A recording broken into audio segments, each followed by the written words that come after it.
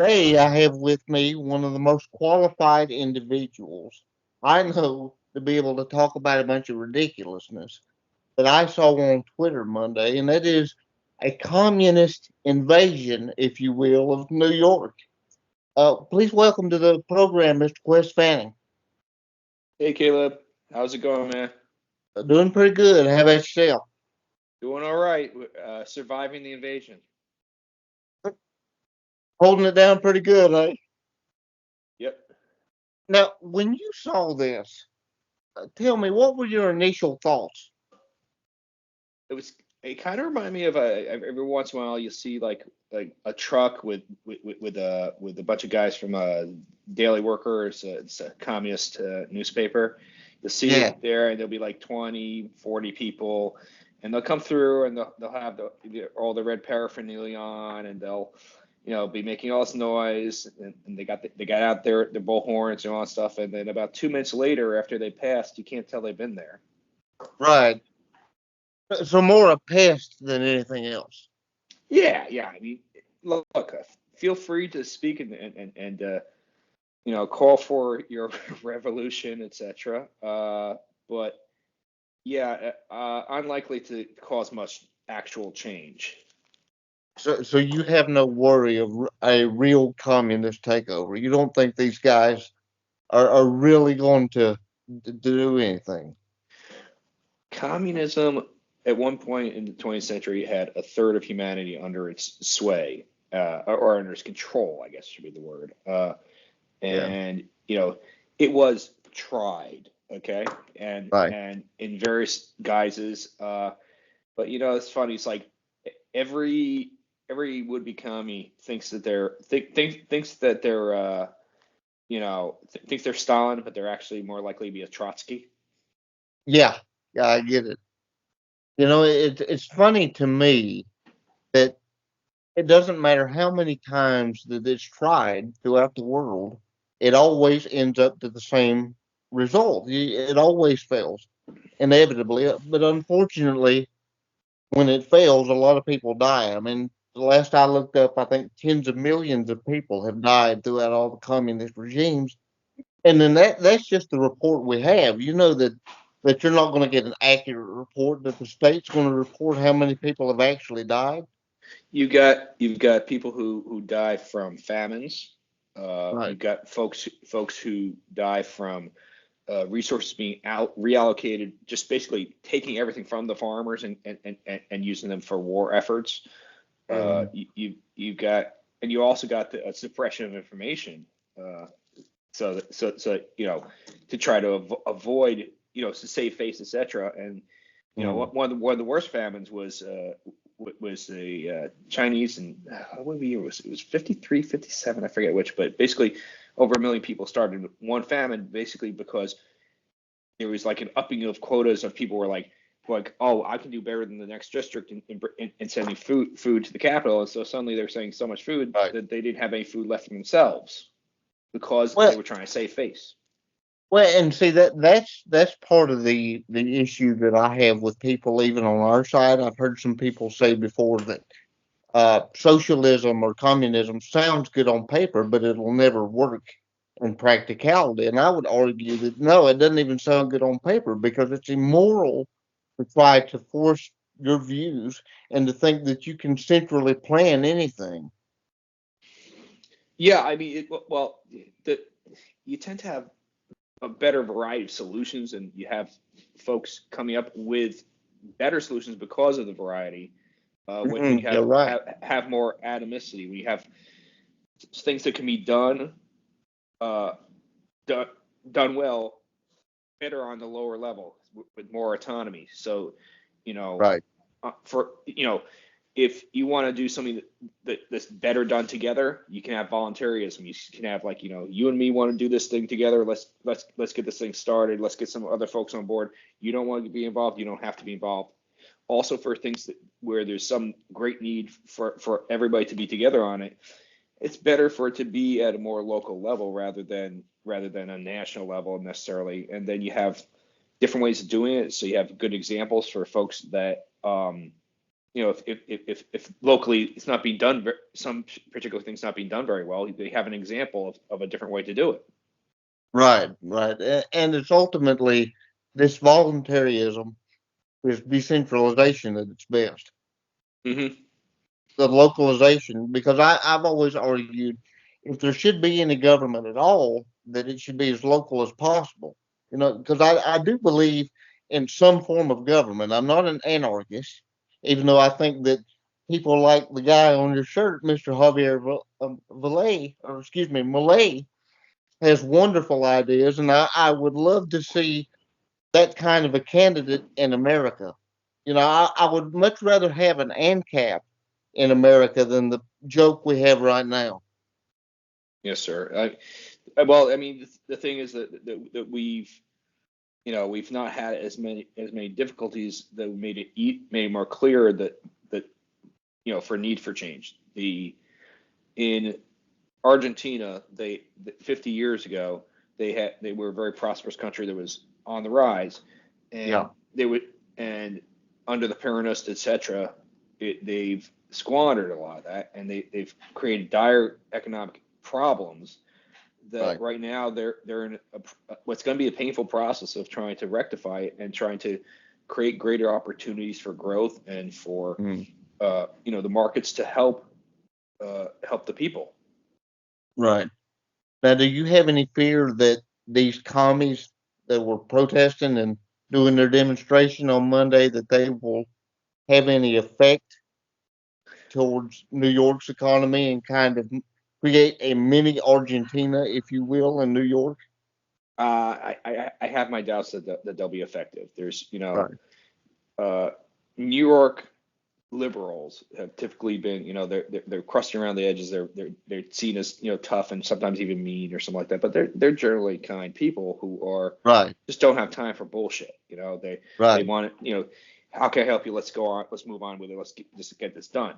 As opposed to Right. the granola folks over in California, etc. Out the West Coast, where it's like you know uh,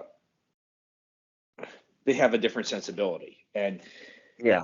it's the shifting sensibility toward the more far left ideas and stuff like that that's a little worrisome that we're getting a little bit Californified over here and um we've always had accountability in New York as opposed to like Hmm. a place like say Baltimore. Baltimore Right. has been under Democratic rule for 100 years and for some reason they don't figure out that's part of why they're in a mess. That they have no accountability to, oh, am I going to vote for the Democrat or crickets? No, Right. in New York, when there's a mess, Democrats will hold their nose and will vote for a Republican to clean things up. They'll hopefully understand that in the process, I mean, one, a lot of things will get fixed that have been Right. going off wrong, but also number two, that some things won't be done the way that they like it anymore. Right. Sometimes you need to make compromises. And you need to accept that you know, if something's not working, changes need to be made. And fortunately, I don't think that New York is going to get into as dire circumstances Argentina before before Thankfully. before folks see the need for reforms for better opportunities fiscally, better. We're going to need people to be held accountable. We're going to need leaders who are willing to make changes that are not always going to be popular, including keeping people in prison when they commit crimes. Oh yeah. Yeah. I mean, you can't have a society unless the law is equally applied there. Yes, and I mean, that yeah, that's the whole point of having law. But one would hope. law is nothing if it's not equally applied. Hmm. And I think, I sit and I think about all the beauty that is New York. The beautiful things. You got Broadway, you've got the Statue of Liberty. And I sit and I think about how important that is to the American story as a whole. All the immigrants that came in through Staten Island and have made this country better. I mean, you have entire Ellis generations. Island, Ellis Island, Ellis Island. Oh, what did I say? You said Staten Island. Oh, excuse me, Ellis Island. Yeah. Pardon me. But all these beautiful immigrants, and you have generations now that their families were victimized by communism, and now that they've been able to create something beautiful But why because of America. why do we have the problem at the southern border? It's because folks are leaving socialist and communist countries. And which way are they headed? Are they headed to another Soviet country, another communist country? No, they're headed up here. No, no, and you see the same thing with people from Cuba. And if Cuba's so great, if communism is so great, why are people heading on rafts made of garbage to Florida? Yeah, I mean it's a simple directionality. Actually, my friend MG, he unfortunately passed away a couple years ago, but Yeah, he escaped from Cuba, and at one point he was showing us his ration cards. You know, and it brought home just what scarcity is like. I think that a lot of the time, uh, folks, especially young people, but folks who who are trying to be idealistic and looking to a social solution to things, especially mm, a radical one like communism. right, You know, it's like the child who doesn't see how you know how the parents make the money. You know, that there's right, just it's the assumption I'm always going to have a toothbrush. I'm always going to have another warm meal. I'm always going to have a this or that, and it doesn't account for the means of production actually being needing people who are motivated to run them. right. And what is that It's motivation? honestly childish. Yeah. Mhm. Right, and what is that motivation other than profit incentive? Yeah, it kills me that they want to act like it's greedy for there to be profit incentive. No, it's not. No, it's not. It's greedy to hoard it all at the top, and then to think that you know how to best distribute it, that everything is controlled, that you are the arbiter of how an economy is supposed to work. Well, also like by its very nature and self-declared, socialism uh, is about materialism. You know, Yeah, it's what it's about, and it views the whole world through a prism of economics. And while I think that capitalism and the free markets that free markets allowing to be being allowed to be free, reduction in regulation, etc., is is very helpful to the human condition. I think that communism is so obsessed with economics as the only motivational force in history when clearly it's not. no, it's not. But I've always held that people make the best decisions when they're free to do so. Hmm. Well, you also need accountability. You need Right. accountability, and you know the communist system looks to it's who's going to do the things, who's going to actually do the work, who's going to be accountable for things. Right. It just kind of runs off the assumption things are just going to work out, although they never have. Oh no, it never does. It never does. And it's disgusting to me that if these people, like the ones in New York, if they would study history, they would know this. How many times does it have to fail? How many people have to die because of centrally planned economies If before we say this sucks?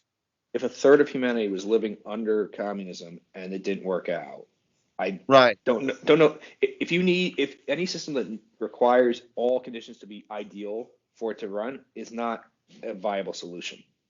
Right. And something else that concerns me, I want to run it by you and see what you think.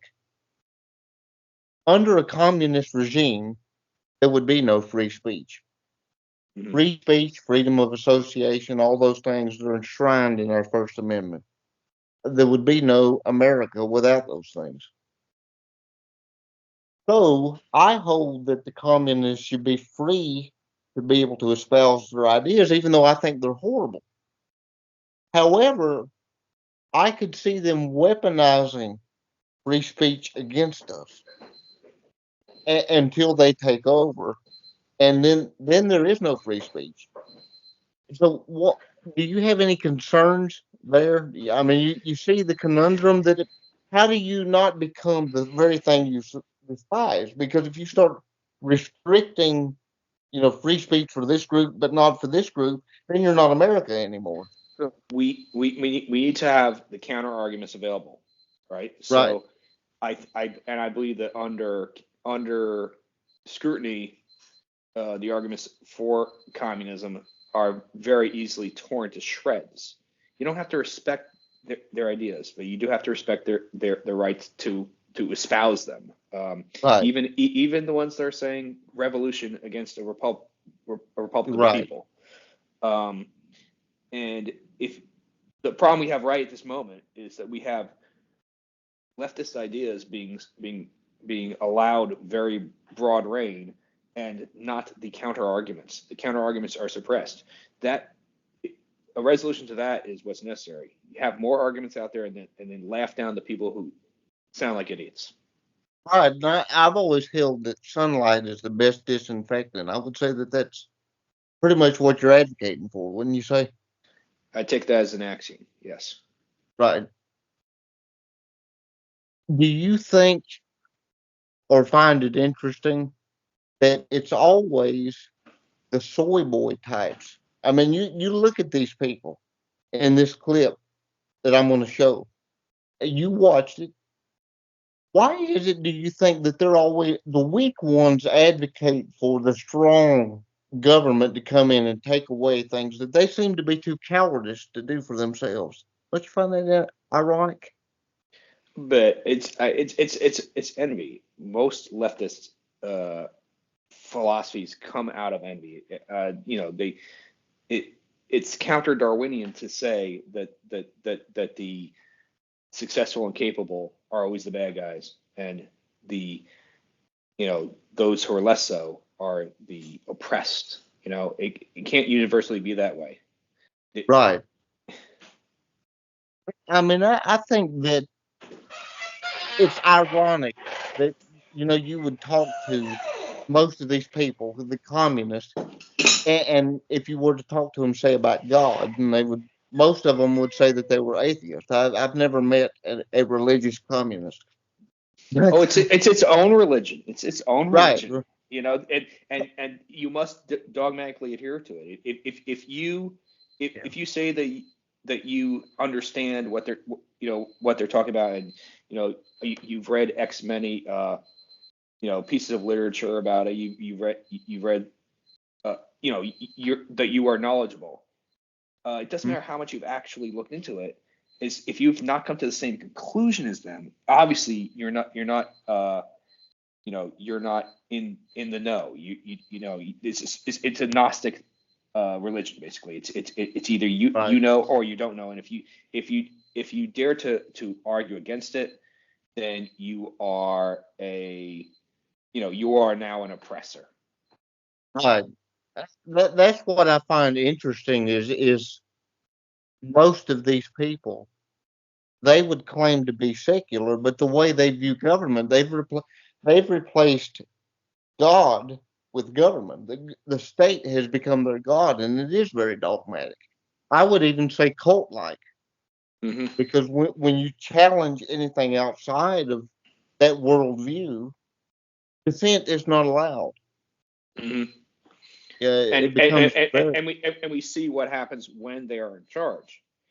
We see right, that the charismatic leader of the revolution is very quickly usurped by someone that is willing to take on the mantle of authority.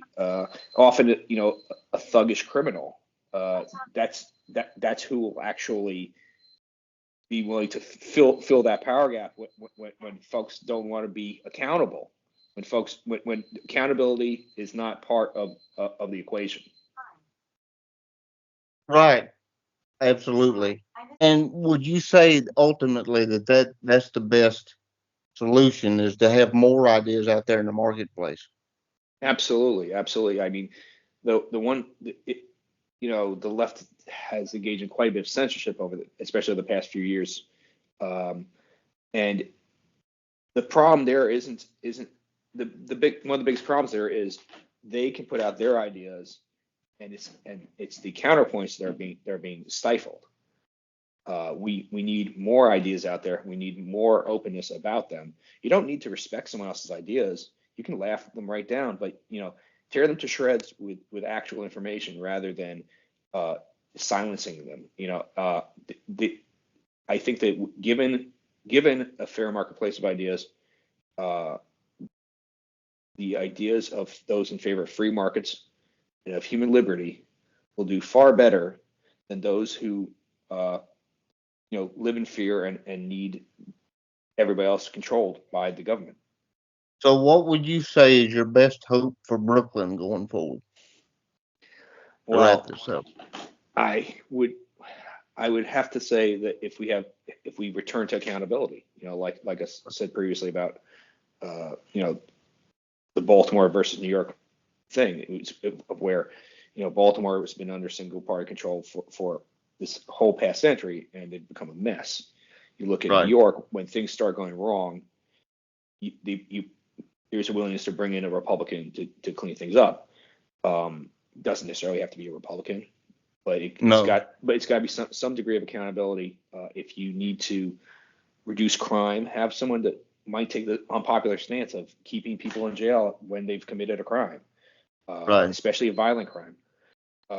You might have to take on other unpopular stances. You might have to cut certain programs that are detrimental to the majority of New Yorkers. You might need to, do other things that, if you have a leader who's accountable, Hmm. you'll have better results, and that will reverse the trend. Absolutely. So to wrap this up, where's some place that somebody can find you? How can they get in touch with you if they want to see more of your content?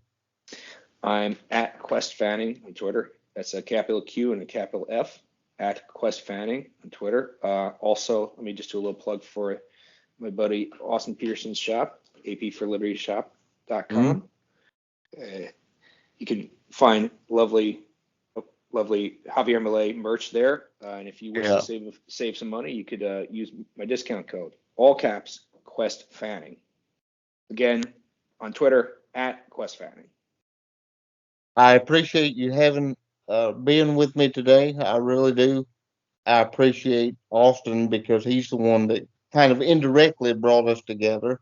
I started out writing, for those of you who don't know, I started out writing at the Libertarian Republic, which was Austin Peterson's outfit, and they kind of spurred on our friendship. But there's a lot of love for Austin around here, so we appreciate that. Thank you so much, Caleb. Thank you. I hope you found this conversation both informative and enlightening.